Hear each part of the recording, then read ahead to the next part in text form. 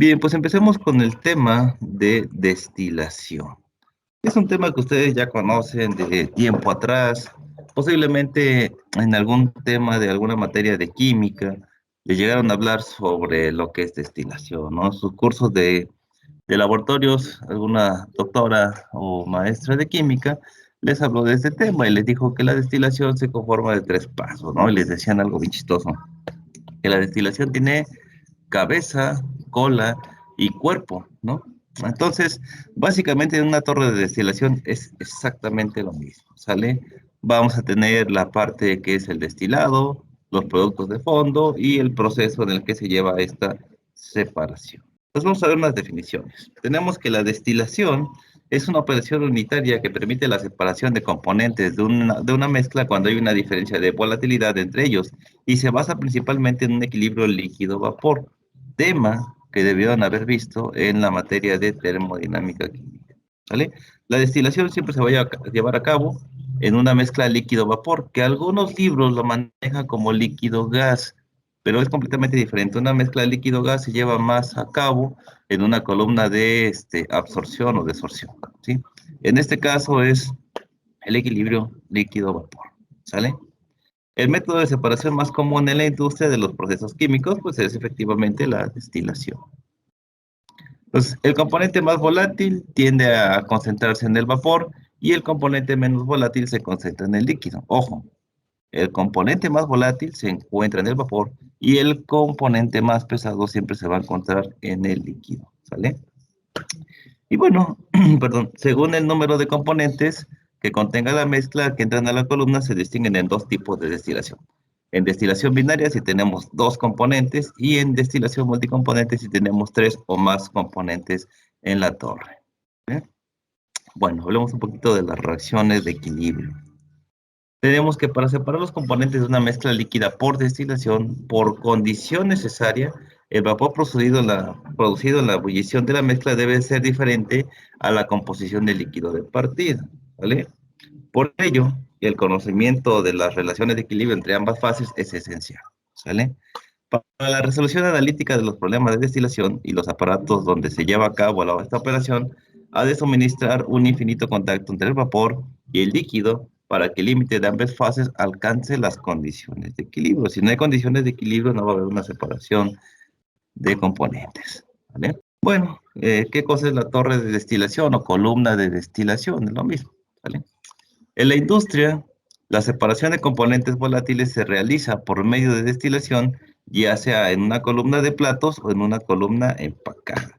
Ustedes, yo sé que algunos sí tuvieron la oportunidad de entrar alguna vez al Low y vieron que hay dos columnas de destilación ahí en el Low, en la parte del medio del Low. Una es una pequeña columna pequeñita que está conformada por varios platos, que está diseñada principalmente para una mezcla etanol-agua. Y tenemos una torre de destilación súper grande que está ahí en el low, que tiene un montón de cubitos que parecen hielos que tiene adentro la torre, que los son empaques.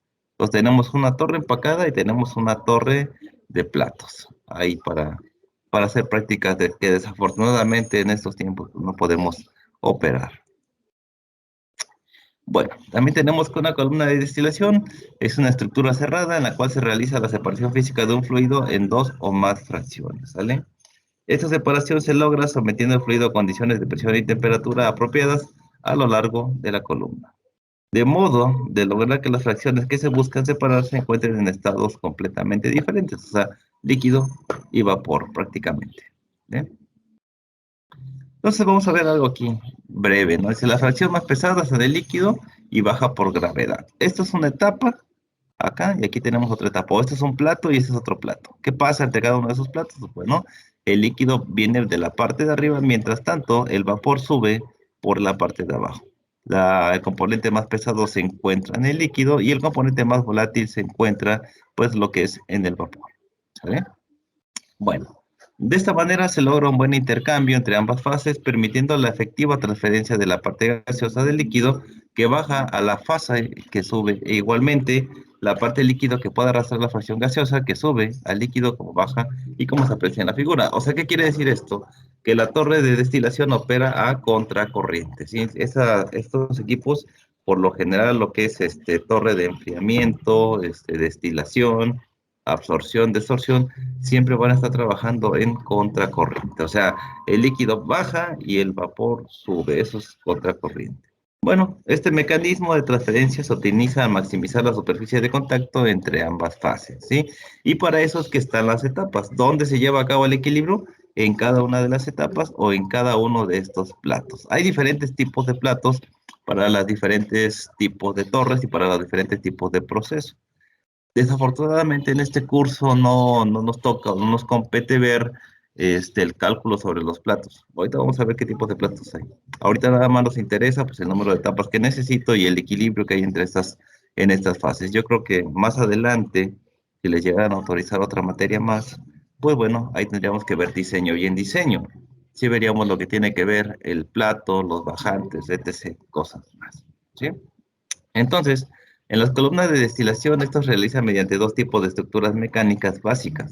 Las estructuras de platos que les menciono ahorita y las estructuras de empaque, ¿sí? Que simplemente es, en lugar de platos, tenemos un montón de estructuras aquí rellenando toda esa sección de la columna, ¿sale? Entonces, ambas estructuras pueden encontrarse en una misma columna dependiendo del diseño y utilización. Ojo aquí, si yo tengo una torre de destilación para separar etanol agua, no me sirve esa torre para poder hacer una separación benceno-tolueno. Prácticamente cada una de las torres es diseñada para el proceso que estoy utilizando. No puedo usar la misma torre para hacer diferentes tipos de procesos. Y eso lo vamos a ver más adelante cuando nosotros hagamos nuestros cálculos. Bueno, aquí tenemos un corte transversal de lo que es una columna de destilación, cómo se vería prox. Es un dibujo que hice, me quedó medio 2-2, pero prácticamente aquí se puede ver lo que sucede en una torre de platos. Tenemos que la alimentación, por lo general, la teoría dice que se encuentra aproximadamente en medio de la torre, aunque no siempre es así, pero la literatura dice eso, ¿no? Entonces, aquí tenemos un reboiler y aquí tenemos un condensador. La mezcla o la alimentación puede meterse de diferentes tipos, ¿sí? La alimentación de esta mezcla de esos dos componentes puede ser completamente líquida, puede ser completamente vapor, puede ser una parte líquida y puede ser una parte vapor. Eso no tiene nada que ver. La alimentación se puede hacer de esas tres maneras, ¿sale? Entonces, si la mezcla es completamente líquida, pues bueno, entra por la parte de aquí, obviamente llega en este plato, empieza a bajar y llega al reboiler. El reboiler lo que hace es calentar esta mezcla y empezarla a evaporar. Una vez que se evapora, empieza a subir, llega al condensador y en el condensador vuelve a ser líquido ese vapor. Una parte se va para el destilado y una parte regresa a la torre. Entonces esa parte que regresa es la parte líquida que tenemos aquí, ¿sí? Y entonces cuando esto está funcionando, pues vamos a tener una parte líquida y una parte vapor, ¿sale? Y entonces el intercambio líquido-vapor se va a estar dando en cada una de estas etapas, ¿sí? Ahí va a estar pasando la separación. Entonces, dependiendo de los puntos de ebullición, yo voy a acaparar la parte del destilado o la parte del residuo, según sea lo que yo estoy buscando. En algunos casos me interesa la parte que sale en los fondos, en algunos casos me interesa la parte que sale en el destilado. Y eso tiene que ver en la diferencia de puntos de ebullición. Entonces, es muy importante para este curso tener bien definido la ecuación de Antoine. Entonces, la ecuación de Antoine es muy importante para este curso. ¿Por qué?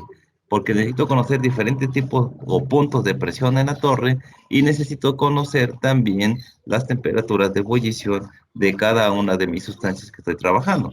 Si yo sé usar correctamente la ecuación de Antoine, que se les enseñó a usar a ustedes en la materia de termodinámica química, entonces con la ecuación, desde que me dan el primer dato, yo puedo saber la temperatura de ebullición simplemente despejando la temperatura de la ecuación. ¿Sale? Con eso yo sé la temperatura de ebullición. Entonces, el que tenga el punto de ebullición más bajo es el componente que va a tener el componente más volátil. ¿Sale? Y ese va a ser mi componente base, el que tenga el punto de ebullición más bajo. Bueno, y aquí pues sigue diciéndole lo mismo que les acabo de comentar en la torre, no tiene caso volverlo a comentar. Y aquí simplemente me dice cómo está funcionando esto respecto a la torre, ¿no? Tenemos el plato N, que es el plato de la alimentación, y lo que sucede por arriba y por debajo de este plato. Esto lo vamos a ver más adelante en el balance de masa, no tiene caso que ahorita se los explique, ¿no? Bueno, ¿cuáles son los aspectos hidráulicos de diseño? Pues para primero hay que seleccionar el tipo de plato. Hay muchos tipos de platos, ¿sí? Una de las primeras decisiones es seleccionar el tipo de plato o bandeja. Acuerde que se llama etapa, plato o bandeja, hacen referencia a lo mismo, ¿sale? Los platos más ampliamente utilizados son los platos perforados, los de válvula y los de campana de borboteo. Aquí tenemos un ejemplo de un plato real, de cómo se ve en las columnas que tienen las empresas. Están completamente grandes, nosotros podríamos pararnos encima de ese plato y como si nada, ¿eh? No hay ningún problema. Pero bueno, esta es la apariencia que tiene un plato perforado. Así es como se ve. Y así es como se ve más o menos la que está en el logo, nada más que ese es de cristal, ¿vale? Aquí tenemos los platos de válvulas. Dice, si bien pueden ser diferentes estilos, la principal ventaja de este tipo de plato es que presenta un bajo bloqueo por vapor. Entonces son aquí unas pequeñas valvulitas. Les voy a dejar unos videos en la plataforma para que vean más o menos el funcionamiento de estos platos, ¿vale? Su principal inconveniente es que son entre 5 y 10% más caros que los perforados, pero a veces pues lo barato sale caro, ¿no? Pagamos un poquito más y posiblemente la eficiencia del plato vaya más allá de lo que nosotros necesitamos, ¿no? Tenemos aquí también los platos de campana de borboteo, así es como se ven estos platos, bien, son completamente diferentes. Están esencialmente indicados para aquellos casos en los que se necesita un bajo bloqueo por vapor superior al anterior. Lógicamente, su costo es mayor. Obviamente, el más barato es el de los platos perforados, ¿no? Existen otros tipos de platos menos usados destinados a solventar otros tipos de problemas hidráulicos en las columnas, como los de ranura, los de chorro y entre algunos otros más. Algunos otros profesores les dirán, pues por ahí no voy a decir nombres porque luego me engancho, les dirán que las columnas de platos ya no sirven, ya dejaron de existir, bla, bla, bla, bla. Lo hecho es que hasta la fecha se siguen ocupando torres de destilación de platos y empacadas, que creo que lógicamente se ocupa más la parte de las columnas empaquetadas, pero es importante tener conocimiento de ambas y luego vamos a ver por qué es necesario conocer cómo se calcula una torre de platos para entrarle a una torre de empaquetada, ¿no? Entonces vamos a la parte de empaques. Existen diferentes tipos de empaques y hay un buen. Por ejemplo, aquí tenemos, pues puede ser un anillo Rashin, un anillo estructurado, una montura Bell y bueno, tenemos un montón de tipos de empaques y todos están cambiando constantemente dependiendo el tipo de proceso que se está haciendo, ¿no? Si ustedes recuerdan, yo sé que algunos han visto de repente ya el doctor Jorge y la doctora Miriam, que de repente le meten ramitas y de repente le meten piedras de zoncle a la torre de enfriamiento, de repente le meten un montón de, hasta canicas, solo le meten ahí para hacer ciertos procesos. Todos son válidos y todos son buenos, ¿eh? Simplemente hay que saber el proceso que estamos llevando a cabo y por el cual nos da mayor eficiencia o mejores resultados. Obviamente los que dan mejores resultados son los que tenemos prácticamente aquí en la foto, ¿no? Y ahí existen muchos más y pueden ustedes patentar otros más. Aquí es importante el contacto de la mezcla líquido-vapor. Por ejemplo, de los que vemos aquí, yo vería pues, muy bueno o muy eficiente el que tenemos acá, ese que está aquí. ¿Por qué? Porque a través de él hay mayor contacto entre una mezcla líquido-vapor. Entiéndase que llega el líquido por la parte de arriba, el gas por la parte de abajo, y entonces en estos empaques hay un tiempo más de retención en la torre y el contacto es más continuo. Escuchen, una torre de empacada tiene un contacto más continuo entre las fases líquido y vapor que la torre de platos. En la torre de platos hay un contacto discontinuo. ¿Por qué discontinuo? Voy a regresar un poquito a la parte de atrás. ¿Por qué? Porque hay una separación entre estos dos. Con esta me sirve.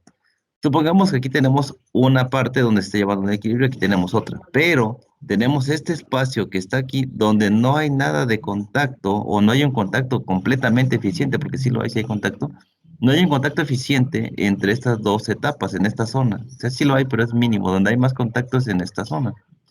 La diferencia con la empacada está completamente llena, llena, llena aquí de todas las estructuras que están acá, de los anillos, y entonces el contacto es más continuo, sí hay más posibilidad de una mejor separación que una torre de platos. Más sin en cambio, nunca quiere decir que sea mala. Es muy importante tener en cuenta dónde estamos parados, ¿sí? Nosotros, por ejemplo, en Chamilpa tenemos aproximadamente 0.8 atmósferas, ni siquiera tenemos una atmósfera. Entonces los procesos a diferentes presiones del lugar sí influyen mucho. Si no consideramos la presión en el lugar que nos encontramos, pues bueno, el proceso lo podemos calcular a una atmósfera, pero no va a estar funcionando correctamente.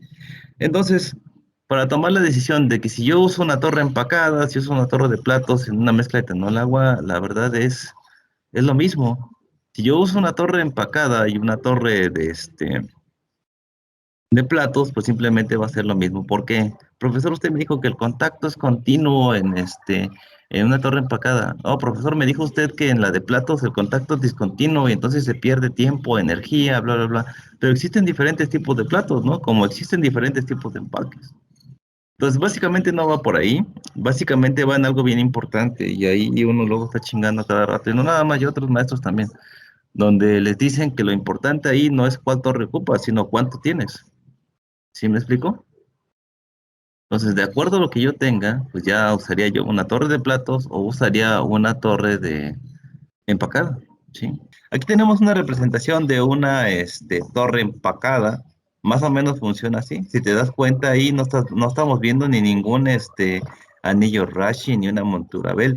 Esas son estructuras o empaques estructurados completamente diferentes y son diseños exclusivos para la torre. Y aquí está el pan. Si ustedes se quieren dedicar a diseño, pues bueno, cada vez que diseñas un equipo nuevo o un plato nuevo, pues bueno, se te puede pagar buen dinero si la separación es más eficiente. Entonces, eso ya es sobre diseño. Y si ustedes también se quieren dedicar a eso, que últimamente se les prepara mucho para que ustedes sean simplemente serviles de la empresa. Pero bueno, yo les recomiendo leer más, saber más. Entre más uno sepa, pues más uno puede conocer y estar más al día, ¿no? Aquí tenemos ahora sí una vista general de lo que es una columna de destilación. Bien, les decía yo, tenemos la alimentación, aquí tenemos, pues bueno, que la torre está trabajando en reflujo y sabemos que a esto de aquí se le llama etapa, plato o como le quieran ustedes llamar, ¿sale? Aquí tenemos un hervidor, un reboiler, aquí tenemos un condensador. Pues lógicamente entra el líquido, el vapor, la mezcla líquido-vapor, bla, bla, bla, a la columna, llega hasta este punto, aquí se calienta, se evapora, regresa para acá, y en este lado pues llega un condensador, y aquí es donde se condensa una parte del destilado, y una parte del destilado se retira como destilado, y una parte de esto que viene acá se regresa hacia lo que es la torre de destilación, ¿sale? Pues vamos a ver cómo está estructurado. Dice, el aparato utilizado en la actualidad en la destilación continua está construido por tres equipos integrados, ¿no? Pregunta de examen. ¿Cuáles son las partes de la torre de destilación o de la columna de destilación? Pues uno es un generador de vapor, reboiler o rehervidor, en el cual se genera vapor, ¿sale? La columna de platos empacada, que simplemente lo dejaré yo como columna, un elemento que pone en contacto vapor y líquido, en el cual se lleva a cabo la rectificación al ponerse los vapores en contracorriente con el líquido, ¿sale? Y como tercera parte tenemos un condensador, que es un intercambiador de calor enfriado por agua o por un refrigerante, ¿sale? Entonces ya saben ahí que les mete un agua de enfriamiento que viene de una torre de destilación para poder condensar ese vapor. Entonces, la torre de destilación tiene tres partes importantes. Tiene un reboiler, tiene la columna, ya sea de platos empacada, y tiene finalmente un condensador. Esas son las tres partes más importantes del proceso de destilación. Bien. Entonces, en estas columnas la alimentación se efectúa por lo general cerca del centro. Esto no es cierto, lo vamos a ver en los cálculos, pero bueno, en la literatura siempre se dice que está cerca del centro, ¿no? Cuando hablamos de la columna, para poder hacer los cálculos, la dividimos en dos secciones. Una que es la sección de enriquecimiento y otra que es la sección de empobrecimiento. Básicamente, la sección de enriquecimiento refiere a que como estamos hablando de que los vapores, déjenme regresar más atrás, los vapores están arrastrando componente más volátil. Déjenme ver acá. Bueno, esto está bien, pero esto sería. Por ejemplo, los vapores que están acá están jalando parte del componente más volátil de esta zona que tenemos aquí. Entonces, si los vapores tienden a subir, ¿qué va a pasar en la parte de arriba? ¿Qué voy a tener en la parte de arriba? ¿Mayor cantidad de qué?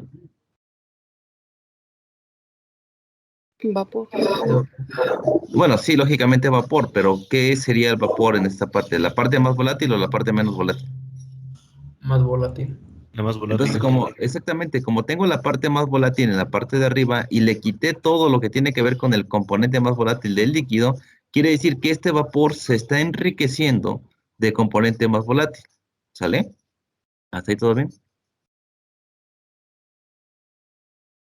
¿Preguntas? ¿No? O sea, Entonces, cuando estamos... Ajá. no sé, se refiere a que el vapor es distinto a- ay, ¿cómo dijo? Al producto enriquecido.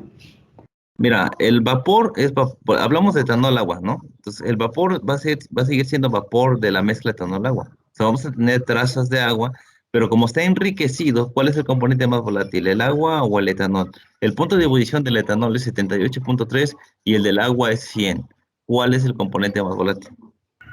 El etanol El etanol. Entonces, ¿de qué está enriquecido el vapor en la parte de arriba? de etanol. De etanol, ¿correcto? Pues a eso se refiere que está enriquecido, o sea, que tiene mayor cantidad de etanol que de agua. Aún así hay pequeñas trazas o pequeñas cantidades para etanol, agua, como decía su compañero, preséntase otro, pues pero eso lo veremos más adelante, ¿no? Quiere decir que la parte de arriba está más concentrada de etanol. ¿Y qué va a pasar con el agua? O el líquido. Ya te dije la respuesta. No, no, Ah, bueno, pues al Se va final a en el concentrar proceso todo se abajo. concentra. Exactamente, se va a concentrar mayor cantidad de agua. Entonces, como hay mayor cantidad de agua, ¿qué pasó con ese líquido? Se empobreció del componente más volátil. ¿Por qué? Porque se lo quitaron en cada una de las etapas. Digamos que ese líquido, que era una mezcla etanol-agua, se le robó parte del etanol y al final, entre comillas, diré que tengo pura agua. Entonces, ¿qué pasó con el líquido? Se empobreció del componente más volátil. ¿Y qué pasó con el vapor? Se enriqueció del componente más volátil. ¿Estamos? Por eso es que esa parte se le llama sección de enriquecimiento y sección de empobrecimiento. En la parte del vapor hay mayor cantidad del componente más volátil y en la parte del líquido hay menor cantidad del componente más volátil. Por eso es que aquí se llama zona de enriquecimiento y zona de empobrecimiento. En las torres de destilación siempre vamos a trabajar en base al componente más volátil. Por eso es importante desde un inicio saber cuál es el componente más volátil. Si nosotros no sabemos cuál es el componente más volátil de esa mezcla, pues lógicamente no vamos a poder trabajar correctamente. En algunos casos vienen algunos problemas donde dice, la mezcla de etanol-agua, ¿no? O benceno-tolueno. Y de repente dice, benceno-tolueno, ¿y cómo sé cuál es cuál? Si me dan valores de A, B y C y puedo ocupar ecuación de Antoine, pues ocupo ecuación de Antoine de espejo y según la temperatura de cada uno de ellos, pues bueno, podría decir cuál es el componente más volátil. La otra, y yo no les niego la opción, es de que ustedes pongan en Google, le pongan benceno, punto de ebullición, tolueno, punto de ebullición, y entonces ahí van a ver cuál de los dos tiene el punto de ebullición más bajo. Pues el que tenga el punto de ebullición más bajo es el componente más volátil, ¿sale? Entonces, les digo desde ahorita, ¿no? Si en el examen, en la tarea, nada más dice la mezcla fulana y fulana, y no les da temperaturas ni A, B y C, solamente te da valores de X y Y para graficar, pues ustedes pueden buscar en el internet y ver cuál tiene el punto de ebullición más bajo. ¿Sale? El que tenga el punto de ebullición más bajo es el componente más volátil. Entonces vamos a ver, ya hablamos cómo está la torre, todo está bien bonito, sabemos que es de platos es empacada, ya vimos cuál nos convendría y eso de que nos convendría pues depende de cuánto tenemos, ¿no? Entonces, ¿qué pasa o cuáles son los problemas que ocurren en una torre de destilación? Por lo general, de platos. La de empaque sucede lo mismo, ¿no? Tenemos como primero algo que le llamamos lloriqueo. El lloriqueo es un fenómeno por el que el líquido acumulado en el plato gotea a través de los orificios de este hacia el plato inferior. ¿Qué quiere decir? Que se satura este plato o a veces, depende de la mezcla, empieza a formar pequeñas incrustaciones en las perforaciones, en las campanas, en lo que sea, del tipo de plato que sea. Y entonces se empieza a acumular líquido y empieza a gotear. Empieza a gotear, que hay muchas gotitas de líquido. No afectan en gran cantidad, pero al tener ya demasiado lloriqueo, pues bueno, el equilibrio se va a romper, ¿no? Porque vamos a tener mayor cantidad de esas gotas de agua que van a impedir que pues prácticamente empiece a haber una buena separación, ¿no? Eso es lo que consiste el lloriqueo, no es mucho, ¿no? Entonces, el lloriqueo es un problema mayor que conlleva, bueno, a esto, pues posiblemente que se pueda acumular cantidades de agua y pues bueno, puede ocasionar también la caída de un plato. Si se cae un plato de la columna, puede caer sobre el otro Y entonces ya hay no hay una separación adecuada, ¿no? Entonces, mucho cuidado con esta sección. Casi no se da si haces bien los cálculos, pero si los haces mal, puede llegar a pasar esto, ¿no? Otro de los fenómenos que pueden afectar dentro de la torre de destilación es el arrastre, ¿no? El arrastre es el fenómeno por el cual el vapor que asciende por la columna a través de los orificios de los platos arrastra pequeñas partículas de líquido hacia el plato superior, rompiendo el equilibrio de este último, provocando no llegar a alcanzar el grado de separación deseado. Junto con el lloriqueo, es el problema más común de funcionamiento que presentan los tipos de torres de destilación con rectificación. Con rectificación quiere decir que regresa una parte de ese destilado hacia la columna, ¿no? Entonces, por lo general nos vamos a topar con estos problemas, ¿sí? Y no importa de que mi torre sea de cristal, que sea de metal, que sea de acero, bla, bla, bla, bla, siempre vamos a encontrar alguno de este tipo de cosas. O a lo mejor no al inicio, pero sí después de un tiempo de estar operando las columnas, pues puede presentar eso, a lo cual ustedes ya saben, se para el proceso y para el proceso pues es una buena cantidad de dinero, ¿no? Pero se para el proceso, se hace la corrección y bueno, sigue trabajando, ¿no? En caso contrario de que ya no funcione, pues sería cambiar completamente la torre, ¿sí? Tenemos otro problema también en la torre de destilación o la torre de absorción, que es lo mismo, son los mismos problemas para todo el tipo de columnas, que es la inundación. La inundación de la columna es el problema más grave que esta puede presentar en su funcionamiento, ¿sale? Ya que podría desembocar en el colapso de la unidad por acumulación de presión. Y esto tiene que ver mucho en esta parte de inundación con la presión o con el caudal que tú estás introduciendo a tu torre.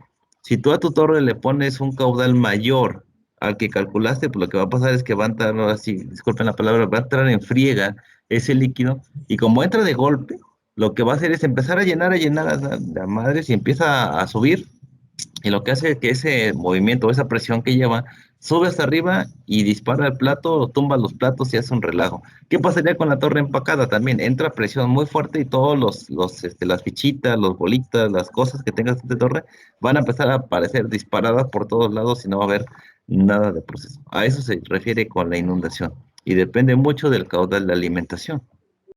¿Bien? Otro aspecto para nosotros poder analizar, porque todos esos son los problemas que presenta la torre, pero la torre ya vieron, es completamente de metal. Algunas torres sí llegan a tener una ventanita donde te puedes tú asomar y ver qué está pasando en el proceso, pero algunas no. Entonces, ¿cómo sé o qué pasó en mi torre? Yo sé que ya no estoy sacando el etanol que yo quería sacar de mi torre de destilación. ¿Qué pasa o cómo le hago para poder saber qué está pasando dentro? Bueno, para esto se hace un análisis gamma o un perfil gamma, es como se conoce, ¿sí? El perfil gamma es una técnica de diagnóstico que se aplica principalmente al estudio de columnas de destilación. Se basa en el diferente grado de atenuación que sufre la radiación gamma cuando atraviesa materiales de distinta densidad. O sea, lo que se hace es poner un aparatito, un pequeño aparatito, un robotito, hagan de cuenta, y lo que hace es escanear con radiación gamma. Emite un haz de luz gamma que pasa a través de la torre y empieza a revisar toda la sección, empieza a bajar, y lo que hace es mandar reportes de este tipo, ¿sí? Obviamente nosotros como ingenieros no te puedo decir aquí, ah, mira, esto pasó aquí o esto está bien, no, porque desafortunadamente el perfil gamma se usa en base a experiencia del ingeniero en turno, ¿sí? Por ejemplo, aquí yo podría decir que dentro de estos estándares todo está normal, pero por ejemplo, si el azul cayera aquí o bajara más para acá y empezara a estar más a la parte de abajo, pues quiere decir que hay un problema. ¿Qué problema es? No lo sé. Eso tendría yo que verlo directamente cuando estuviera trabajando yo en la torre. Ya con base a experiencia y checando errores, el encargado pues puede decir, ah, mira, si esta azul se cayó acá, esta línea viene para aquí, a la parte de abajo, quiere decir que se tapó un plato, está tapado, ¿no? Está tapado, se oxidaron las placas de metal y los platos perforados están tapados o está oxidado, ¿sí? Esa podría ser una. También puede decir, ah, mira, se cayó la línea verde, pues posiblemente se cayó un plato en la torre de destilación y hay que parar el proceso, ¿sale? Y cositas así que se va a ver solamente cuando uno haga el análisis y cuando uno esté viendo la torre. No te puedo decir exactamente aquí, esto pasó, es en base a experiencia el perfil gamma. Pero lo que hace es prácticamente pasar ondas de luz y emitir este tipo de gráficos, ¿sí? Y de acuerdo a cómo se muevan estos gráficos, este es el problema que está sucediendo dentro de la torre, ¿sí? Ok, bueno, aquí es más de lo mismo. Obviamente, si algo está mal, pues hay que parar el equipo y darle mantenimiento, ¿sale? Entonces, ¿cuál es el principio de funcionamiento del perfil gamma? Bueno, El perfil gamma consiste en desplazar de forma simultánea una fuente radiactiva y un detector a lo largo de la columna bajo este estudio. Lo que le decía yo, pasa un aparatito con ondas de luz y va dando resultados gráficos, ¿no? Ambos suelen estar ubicados, aunque no es la única posibilidad, en forma diametralmente opuesta. O sea, tengo uno de un lado y uno del otro lado y están funcionando de manera conjunta. Entonces, de esta manera que la columna se interponga entre ambos, ¿no? Uno acá y otro acá y la columna está completamente en medio. Líquido, gas, espuma, platos, empaques y cualquier otro componente que se encuentre en el interior de la columna atenuará la luz de radiación, ¿no? Entonces me va a dar un diferente tipo de gráfico, ¿sí? Haciendo un poquito aquí a lo que me dice líquido, gas, espuma, platos, recuerden que cuando nosotros hacemos este tipo de destilación, como pasa por pequeños orificios o pequeñas campanitas, se puede generar un burbujeo y ese burbujeo puede generarme espuma. Si me genera espuma, también es un problema. ¿Por qué? Porque el espacio entre plato y plato que tengo se va a disminuir de acuerdo a la cantidad de espuma que yo tenga. Vamos a ver un cálculo más adelante cuando consideramos todo esto de aquí, espuma y otras cosas, ¿no? Entonces, en consecuencia, si se grafica la respuesta del detector en función de la altura, que se obtendrá un perfil vertical de densidad en el que cierta práctica puede reconocerse cada componente. Lo que le decía yo, depende ya la experiencia de cada uno de ustedes, pues van a decir, mira, tiene espuma, se tapó un plato, se cayó el plato, se dispararon los empaques, etc. Eso va a depender ya de acuerdo a las prácticas que uno vaya haciendo. O posiblemente un ingeniero que ya estuvo trabajando ahí te pueda pasar el tip, ¿no? Mira, si ves una columna, una línea así, si ves una línea acá, pues quiere decir esto, esto y esto. Pero eso ya se verá de acuerdo cuando tú ya estés trabajando en una torre de destilación, que posiblemente no sea el caso, ¿no? Pero bueno, supongamos que les toque estar ahí, bueno, esto es lo que van a tener que ver, ¿no? Entonces, ¿cuáles son los problemas que se presentan? ¿No? O sea, distintas causas de mal funcionamiento de una torre que pueden ser identificadas a través del análisis de perfil gamma, ya lo sé, ¿no? La existencia de problemas que afectan el correcto funcionamiento de la torre se traduce en diversas alteraciones en el perfil presentado, ¿sí? El que vimos hace un rato. Bueno, ¿qué me detecta el perfil gamma? Porque al final de cuentas es lo que me interesa saber qué detecta. Bueno, la caída de un plato, ¿sí? Se produce cuando uno de los platos se desprende total o parcialmente en la columna, ¿vale? Inundación, eso también me detecta perfil gamma. Se presenta cuando una obstrucción impide o dificulta el normal desplazamiento de líquido hacia los platos inferiores.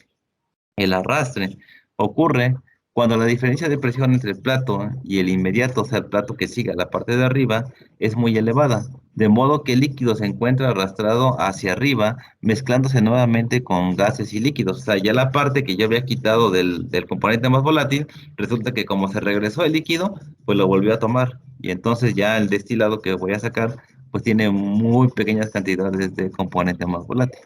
¿Sale? Otro de los aspectos que es el famoso lloriqueo o lluvia, como ustedes lo quieran llamar, es el desplazamiento de líquido por los ductos de gas probablemente dañados de la parte activa de un plato hacia el plato inferior. ¿Sale? Y finalmente, formación de espuma. La aparición de burbujas de gas sobre la superficie del líquido dificulta el desplazamiento del gas hacia arriba, reduciendo la calidad de la separación del plato, lo que yo les decía. Trataré de ponerles unos videos en la plataforma sobre todo lo que estamos viendo ahorita para que lo vean, en, digamos que en vivo, ¿no? Otras condiciones que afectan el desempeño de la torre, ¿cuáles eran? El diámetro de la torre. Si está mal calculado el diámetro de la torre, así tengamos los mejores platos y los mejores empaques, pues no va a funcionar. ¿Y en qué afecta el diámetro de la torre? Bueno, la velocidad de flujo de vapor depende del diámetro de la columna. Si el diámetro no es el adecuado, la columna no se comportará bien y la capacidad de separación pues no será la misma o no estará alcanzada, ¿sí? El estado de los platos o los empaques, lo que yo les decía, es muy importante. Y los empaques, hay cerámicos, hay de metal y hay de diferentes tipos de empaques, ¿no? Entonces, cualquier factor que cause la disminución en la eficiencia de los platos o empaques cambiará también el comportamiento de la columna, ¿sale?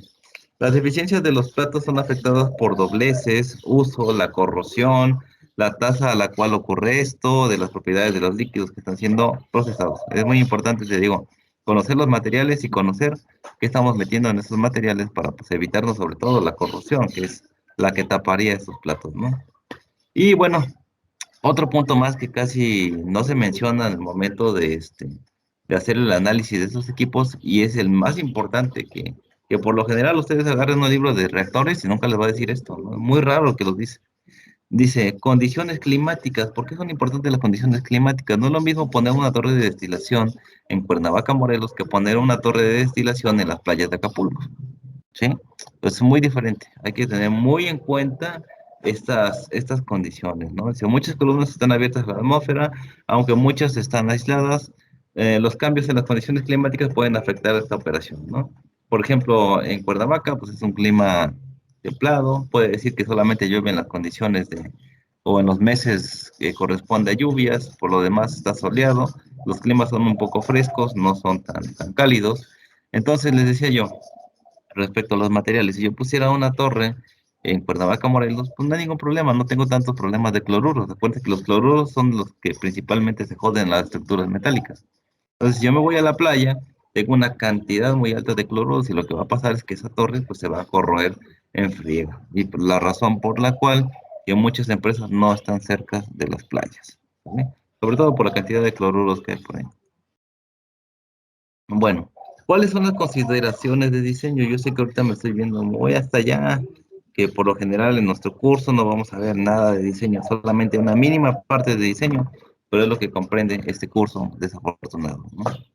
Pues el diseño y cálculo mecánico de los elementos que forman parte de un recipiente consiste básicamente en la determinación de sus espesores, tomando como dato de partida la forma del equipo, las dimensiones del equipo, el material utilizado. Eso es bien importante porque, te digo, depende del material que estoy usando, vamos a poder nosotros introducir las sustancias que estamos trabajando. Las condiciones de prevención y temperatura también, perdón, presión y temperatura son muy importantes. Les digo, no es lo mismo poner una torre en Cuernavaca y no es lo mismo poner una torre en Monterrey. Las condiciones de presión y temperatura son completamente diferentes, ¿sale? Las cargas debido al viento, y esto también es bien importante, la estática y la fricción que sucede ahí.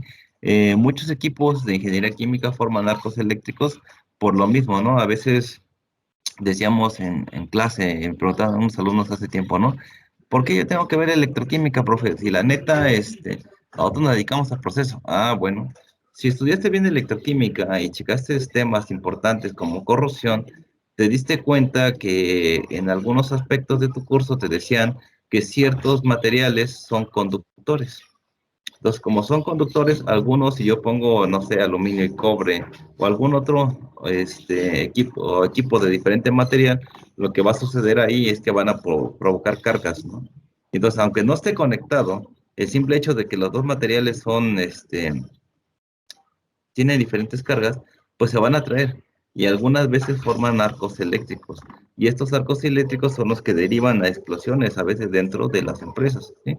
Y simplemente no fue que un error o una chispa, simplemente fue el arco eléctrico porque tenemos distintos tipos de materiales que entre ellos provocan unas cargas, ¿sí? Y entonces los electrones se atraen y todo lo que hayan visto en electroquímica es lo que sucede si nosotros no tenemos cuidado en el tipo de material que estamos trabajando en nuestra empresa, ¿vale? Bien. ¿Cuáles son los aspectos mecánicos? Bueno, el diseño mecánico de la columna de destilación y su estructura de sujeción, al igual que algún aspecto fundamental sobre su construcción, dependen principalmente de los soportes. Y esto ya es adicionalmente por ahí en Facebook, no sé si llegaron a ver, yo sé que algunos sí, donde traían una torre de destilación completamente gigante y venían un tráiler y le iban armando y todo este relajo, ¿no? Pero lo importante siempre es tener unos buenos soportes, ¿sí? Y estos soportes y estas estructuras que van en la columna ya no entran en el diseño de cuando yo diseñé mi columna por primera vez, ya tienen que ver con diseños completamente aparte. Eso lo harán mecánico o lo harán ustedes en dado caso que se dedicaran a diseño, que por este lado lo veo complicado, ¿no? Bueno, los pernos de anclaje se instalan en múltiplos de 4. ¿Por qué múltiplos de 4? Pues bueno, ya lo sabrás si te dedicas a diseño. Al ser la torre alta, se instala el mínimo recomendado, que son 8, ¿sí? Si eran 4, como la torre es más grande, pues se ponen 8, ¿vale? Los pernos estarán situados a una distancia aproximada de 18 pulgadas, puesto que si se colocan más próximos, su capacidad de anclaje se ve reducida. Yo sé que esto no les interesa en este curso, pero para mí se me hace importante saber un poquito más de lo poco que podemos aprender en los cursos, ¿vale? Envolventes y fondos, ¿sale? Los recipientes sometidos a presión pueden estar construidos por diferentes tipos de tapas o cabezas, ¿sale? En la parte de reactores, les hablan mucho de las tapas toriesféricas.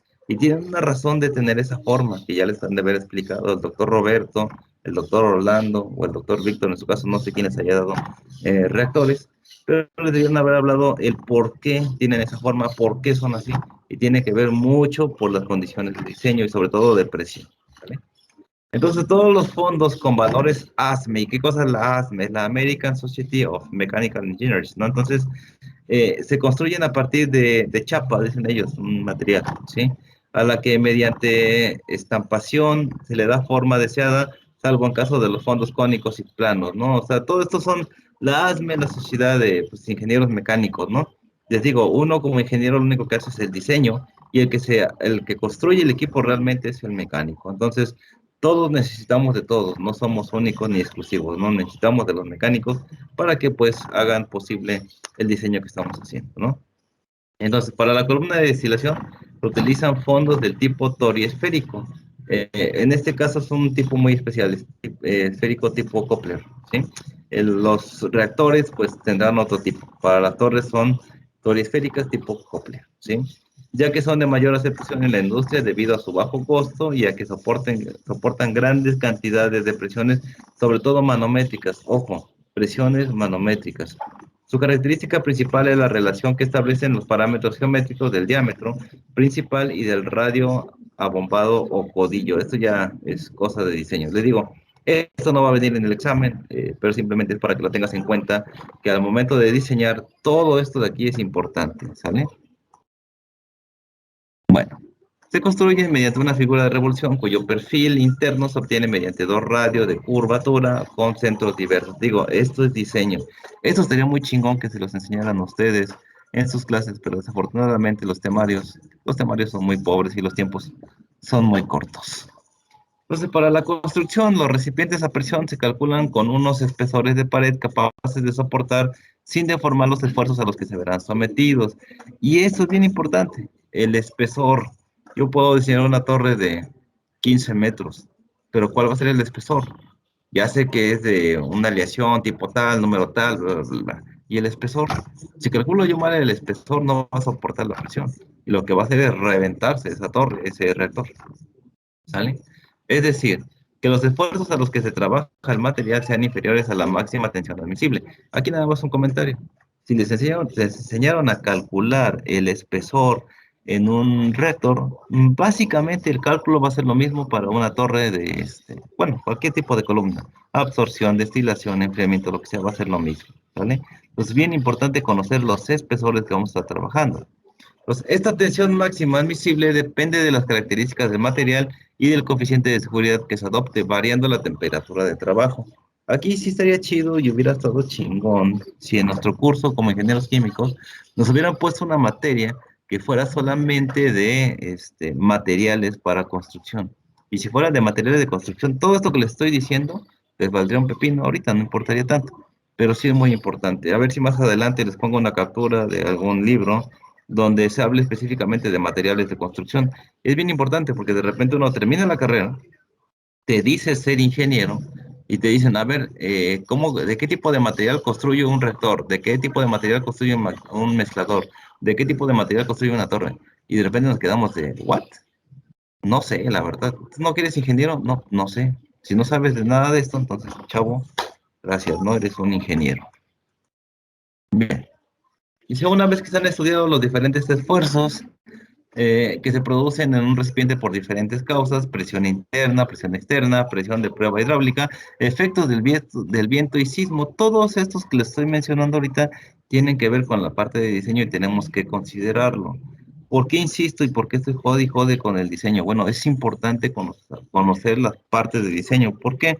Porque una vez que conocemos nosotros cómo se diseña, qué materiales y todo ese tipo de cosas, cuando nosotros recibimos un equipo o tenemos que operar un equipo, sabemos qué podría pasar con él y cuáles son las causas y los efectos que podrían pasar dentro de este equipo. Si yo no lo conozco, simplemente llego con un material que ni conozco, me dicen, mira, es aluminio, pero ponle un ácido de tal. Dices, oye, oye, a ver, si voy a meter un aluminio, no le puedo meter un ácido así como así, pues se va a chingar esta madre, se va a agujerar, se va a correr.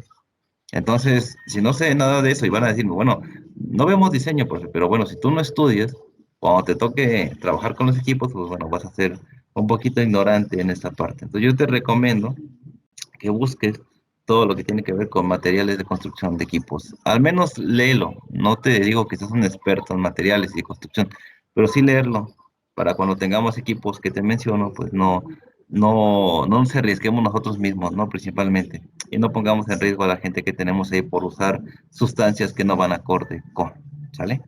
Entonces, si en la comprobación de los espesores en estas secciones se encuentra que es preciso aumentar los espesores iniciales, se hace necesario comprobar más secciones, de forma que el recipiente está diseñado con unos espesores diferentes a lo largo de su altura y el recipiente con espesores escalonados. Entonces, es muy importante saber por qué se hicieron escalonados y también decir, bueno, si tengo un equipo que el espesor es completamente igual en toda la sección, hay que ver si fue diseñado para que sea igual el proceso o tiene que ser de diferentes tipos de espesores. Y eso va a depender del proceso en sí, ¿sale? Entonces, la comprobación se realiza con el cálculo de fuerzas, atracción y compresión debiendo resultar que en ambos casos el esfuerzo sea menor que la máxima tensión admisible. Entonces, bien importante. Por ejemplo, ¿por qué hablamos de efectos de viento y sismos? Bueno, hay lugares en zonas en Estados Unidos y algunos otros lados, incluso aquí en México, que a lo mejor son zonas de sismo. Y si yo no tengo en cuenta las zonas de sismo, pues lo que va a ocasionar es que mis equipos empiecen a fracturar, a romper y otras cosas, ¿no? Los efectos también de viento son importantes. A veces que hay vientos muy fuertes, que si yo no tengo en cuenta nada más hablándote de los soportes y los calculo mal, pues simplemente puedo tener una torre, le va a soplar un vientecito y va a dar ¡pum! Al suelo esa torre, ¿no? Y cositas así. Digo, todo lo que estoy hablando tiene que ver con diseño.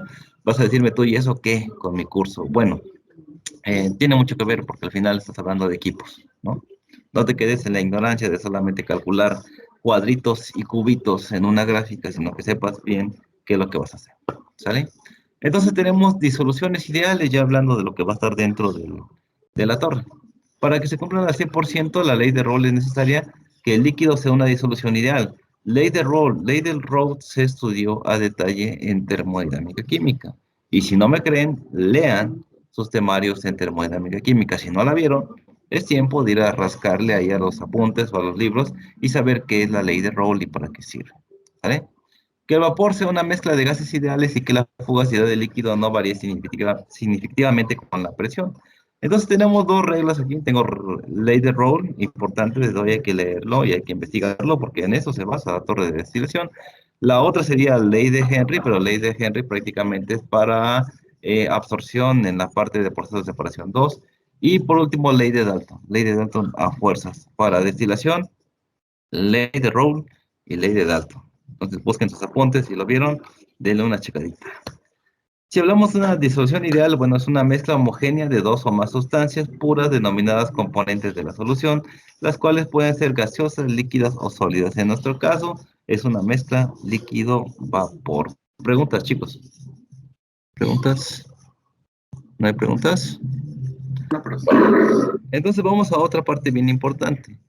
Lo que es el disolvente y el solvente son cosas completamente diferentes. Una es una sustancia en donde se disuelve el soluto, generalmente es aquella que se encuentra en mayor cantidad. Eso va a ser el solvente o el disolvente. ¿Qué es el soluto? Bueno, el soluto es la sustancia que se disuelve a través del disolvente en forma de moléculas o iones para formar una sola fase. ¿Vale? Eso es principalmente lo que debemos de saber dentro de la torre de destilación. ¿Tienen preguntas, dudas, comentarios? No, Hablen pues ahora. no, pues. ¿No? ¿Todo bien hasta ahorita? Entonces, lo voy a dejar hoy hasta acá. Es la parte de introducción. Ya mañana empezamos a ver cálculos y cosas. Entonces, de tarea, no es para entregar, pero de tarea les pido que le echen una checadita a diagrama de fases, termodinámica química, equilibrio líquido-vapor, diagramas, temperatura contra concentración y diagramas XY. No me lo van a entregar, pero sí quiero que le echen una checada porque lo que vamos a ver más adelante pues ya va a tener que ver con todo lo que tiene que ver con los diagramas. Déjenme ver.